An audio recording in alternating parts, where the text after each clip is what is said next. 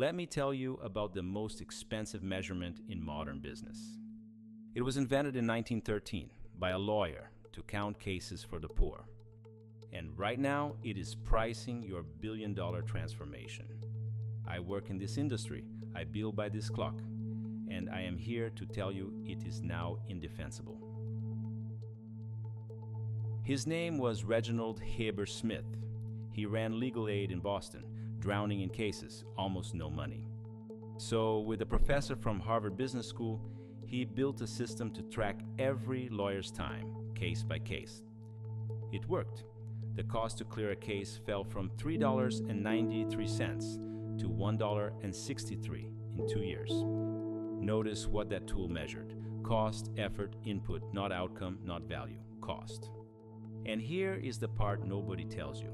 Smith was proud that his clock let him show a client the bill and say, in his words, this dispels the notion that you are charging all the traffic will bear. All the traffic will bear was the language of his era for value pricing, charging what the result was worth. So read that again. The billable hour was not built to measure value. It was built to replace value on purpose.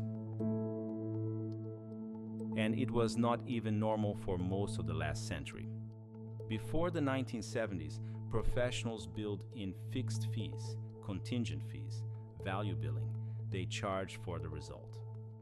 The hourly invoice only became the standard in the 1970s when corporate buyers wanted something they could audit, something documentable. So we did not evolve toward the billable hour as progress. We regressed into it, a 50-year detour away from charging for value and toward charging for time.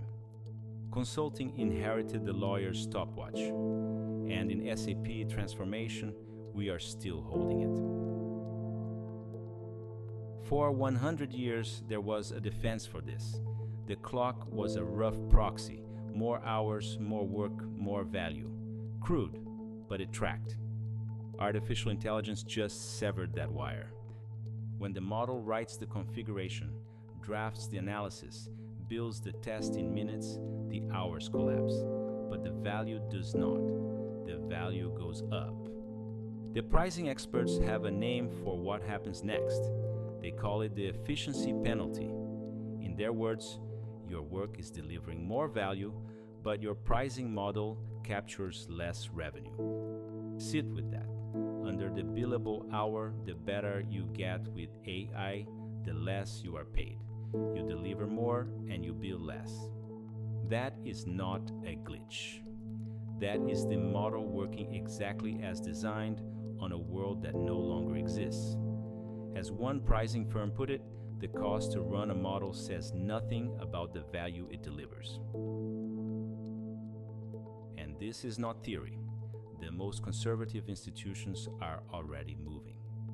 McKinsey in late 2025 confirmed that about a quarter of its global fees now come from performance-based pricing. Their own AI assistant runs over 500,000 prompts a month and saves consultants up to 30% of the time they spend finding and synthesizing knowledge. SAP did it to its own product. It stopped selling you license line items and started selling you time to value. The software vendor and the most cautious firm in consulting both understood the same thing. The thing that pays gets measured, and the thing worth measuring is no longer the hour. Now, the honest part. Outcome pricing is hard. Roughly 70% of firms say they struggle to even measure the outcome. Who defines the result? Who gets the credit? What counts as success? That difficulty is real. It is also the entire opportunity.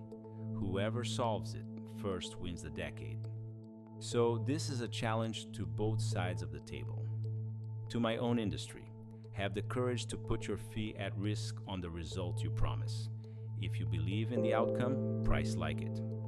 And to the clients, stop rewarding effort. Stop buying bodies and hours. Pay for what it is worth and demand that your partner does the same. The stopwatch was built in 1913 to count the work of the poor. Stop using it to price the future. Award performance, not billable hours.